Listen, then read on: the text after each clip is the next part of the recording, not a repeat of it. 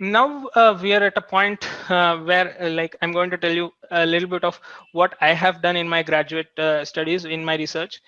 So I wanted to solve in an area where that can handle online changes of the ego vehicle environment. What do you mean by online changes? Like you have taught the model certain set of principles it is supposed to follow, but then it goes and the vehicle has entered into a new scenario which it has never seen before. But if you teach it while it's doing the planning while it's planning, okay, it can come up with certain trajectory where it avoids that pedestrian, it avoids that hitting that car. But you have set it and you have given a path, you have given a plan for the car to follow, and then you give it. But later when it comes to the corner cases, it breaks. Sometimes, like, there's an interesting problem called time scale collision cone problem. In a basic level, the problem with that is when there is a static obstacle which is sitting on the road, the car goes and it stops. It indefinitely stops. It doesn't do anything. It cannot go forward, it cannot take left, take right. So that's some of the problem with offline planners. Now the online planner, which I'm going to discuss, the model predictive control, it's something which can take care of these scenarios while the car is driving.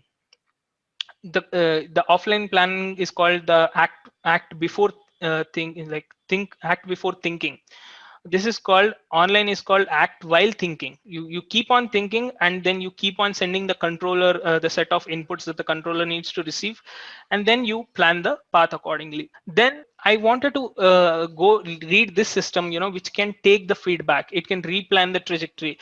The model predictive control is a unified approach which can handle this constraints as well as the cost function. Like it can listen to what the car is supposed to do. At the same time, it can listen to what the car is supposed to not do and follow. I hope I was clear when I said that. So this model predictive control is something like which is a very interesting concept that is going to tackle that particular set of problem.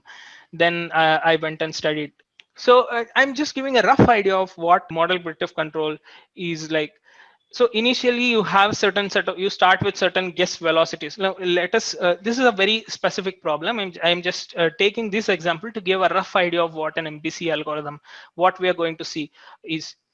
So you have a certain set of guess velocities. These guess velocities can come from an initial optimization scheme, or it can come from initial machine learning model, that has a rough idea of what velocities the car can take.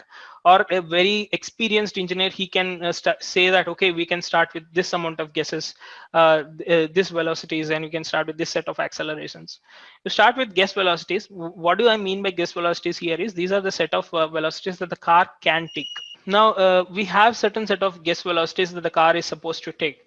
Now what we do is we start with the planning, we start with the prediction, we look forward into n time steps. Here n time steps mean I want to look into the future. The algorithm itself is model predictive control. So we have a model, and we are going to predict how the environment is going to act. So we assume that the obstacle is going to travel with certain velocity, the ego vehicle is going to travel with certain velocity, and how are you going to avoid this set of collisions. So that we tend to predict. So we predict for n time steps, that is called a horizon, that's called planning horizon. You plan for a set of horizon, and then you give a certain set of waypoints. These waypoints, where the waypoints is something that where the car is supposed to go, that is obtained from the mission planner. This is where the car is supposed to go, and this is the state where you have obtained based on the motion model which you are working with. And finally, this optimization scheme is going to give you with certain set of velocities or angular velocities which the car is supposed to take in order to reach a particular goal. Say it's traveling from A to B through 100 points. You have given 100 points where the car is supposed to touch those 100 points and finally reach the end point. Yeah. And finally, we come across this control part, which is where you have planned with certain set of velocities and angular velocities, and finally you have controls for, say, you send it to the controls, like say 10 velocities or 20 velocities for specific control horizon, and then you let the car go with those velocities, and then you wait and see, okay, I have traveled for this control horizon, I have planned for a planning horizon, and now how is the environment going to change? So you plan, and then you send the inputs as a feedback, you loop it as a feedback, and then you keep on re-optimizing over the entire path the car is supposed to travel. This is a rough sketch of model predictive control. uh, yeah like don't worry if you like if it was if it's too, you know, difficult at the first attempt to understand, because it's a complicated problem. It involves different set of heuristics, different set of assumptions, and you know, it's a very interesting, very nice problem which we can tackle, which we, for different set of you know, scenarios which we can use. So we can read a lot about it. There's a lot of literature out there. So yeah, I just wanted the whole you know, intention was to give a rough idea of how the algorithm is going to perform. Yeah. So this is the research I have done with respect to the model predictive control, and considering the actuator dynamics. And we have had an opportunity to present this in American Control Conference in Philadelphia. So, what we have done in this model predictive control, for we have used this model predictive control for actuator dynamics. So I'll give a little premise over how the problem came to us. So we were using Mahindra E2O in our lab. Then the professor one time came to us and he told, you know, the Mahindra E2O, it is facing this problem. Like, you want the car to go at certain velocities, but it's not reaching that particular velocities. The controllers are fine, the planning is fine, but there is some set of uncertainty that is happening in between, which is not capturing, which is not making the controller to be more faithful. So that is the problem we saw. Then we started reading much of, then by the time we were reading much about the model predictive control.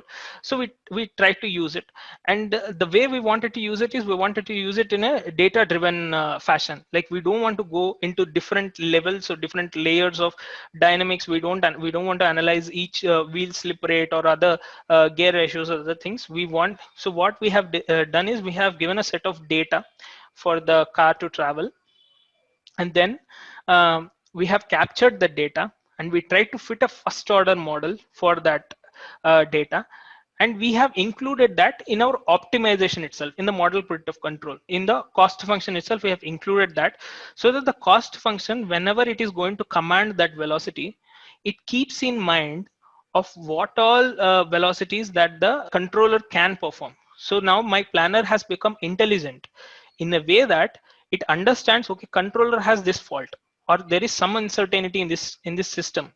Now I have to I have to plan the path in such a way that I have to plan the trajectory or velocities in such a way that it takes care of those uncertainties, and finally the car should reach the position with the velocity it is supposed to reach.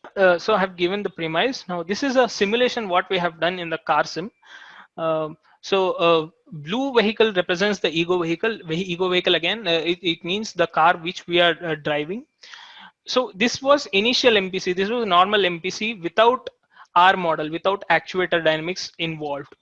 And this is an intelligent MPC, whatever we have done, the blue car, where we have, you know, I told you, right, we have fitted a first order model into the objective function, and we try to get the velocity so that it is aware of what is lacking in the controller systems. And yellow represents the other vehicles on the road.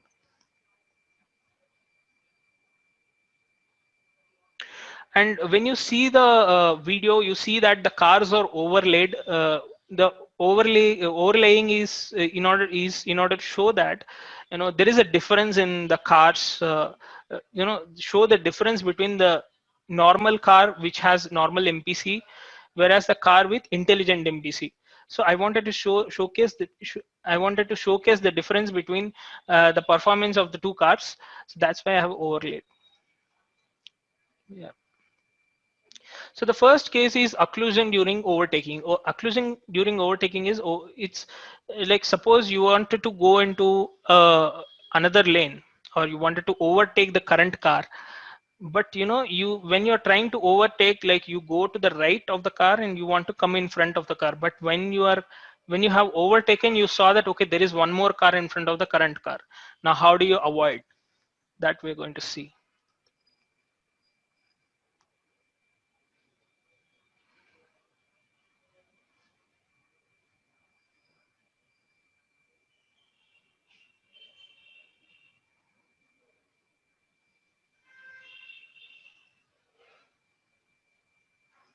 See, in this case, the car with normal MPC, it has maintained 0.6 meters of difference, which is which it has almost come into a collision range. Whereas the intelligent car, it has maintained a difference of like 1.73 meters. So we are at a safe distance when compared to the model without this actuator dynamics. And second scenario is the lane changing scenario, where you want to move from a low speed lane to a high speed lane. There is a high speed vehicle coming behind you and you should not enter into the collision range. So the desired behavior here is the car has to accelerate faster, and it has done that. It has maintained safe distance. Now this is an interesting scenario. This is a sudden braking scenario where the lead vehicle, suddenly brakes while traveling. Now how do you maintain the safe distance? And you need to maintain the driver comfort as well.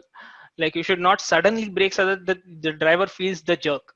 So you need to maintain the safe distance and ensure the driver comfort.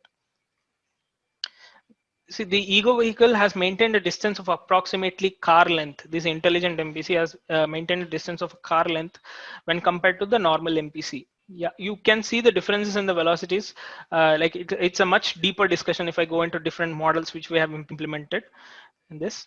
Now, when the vehicle suddenly is cutting into our lane, now how do you decelerate such that you don't know, like, the car is still in your control? It has not gone out of your control just because there are residual velocities. This is an interesting plot. You can say, like, since we have used a data driven model, where I said we have fitted a first order model.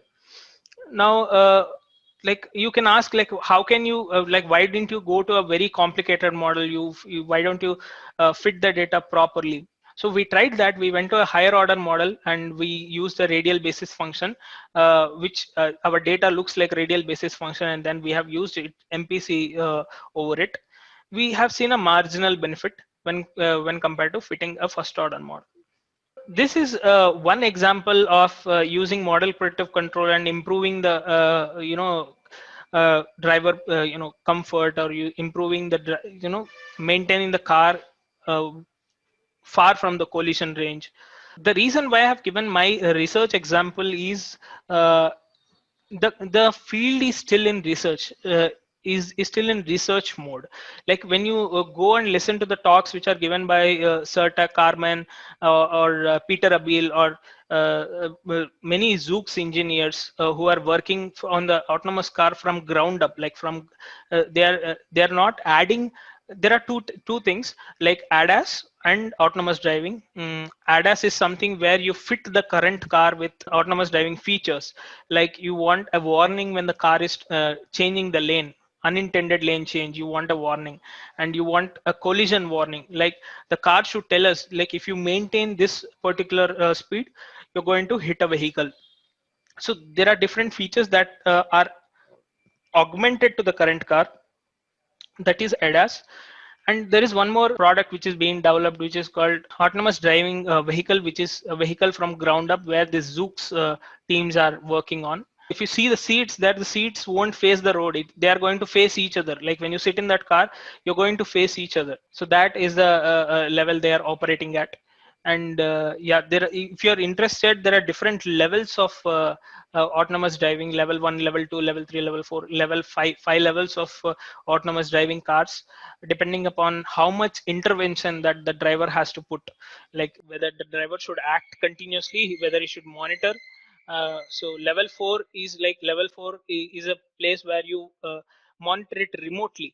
Like, there are 4 5 vehicles which are running, and the person will be sitting remotely, and he'll be monitoring that okay, 4 vehicles, they have not entered into any emergency mode. Once there is an emergency mode activated, then it is going to alert this remote person that one of the car has entered into an emergency situation, you need to give instructions.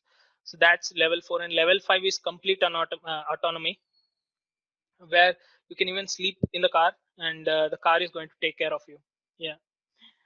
So that those are the different levels the autonomous driving is operating, and there is different levels of research that are going at different levels of autonomous driving as well. Like many industries, if you see outside, they're operating at level 2 or level 3. If you see in that range, you see ADAS applications going on, and then there are some companies, some startups which are acting at level 5. You see Waymo acting at level 3.5, level 4. There are different levels that are operating. One interesting fact which I wanted to share is, like, there are around 500 plus startups around the world uh, in this autonomous driving field, because it's the obvious thing. Like, you have a calculator, you have an abacus, then you had to move on to a computer. Then you have a like a two-wheel mechanism, then you had to move into four-wheel mechanism, then you had to move on to the car. And now the immediate, the definite improvement in the car is making it smart, making it intelligent. So this is something that is definitely going to happen in future, and that's why many startups and many big players, if you see like General Electric, Intel, Siemens, Google, Baidu, these big players are interested in this, in realizing this technology of autonomous driving. And this is an aggressively hiring industry, and I'm interested to tell you that we are at a stage where the cars are still developing. There is still some amount of research which is going on, there is still some amount of product development which is going on in this autonomous driving. So it needs those people who are passionate, who wants to sit with the problems, who want to tackle them on a daily basis, who want to go through a different levels of refinement. So it wants those people, and it's asking for those people who are passionate, at the same time who are competent to tackle all these problems.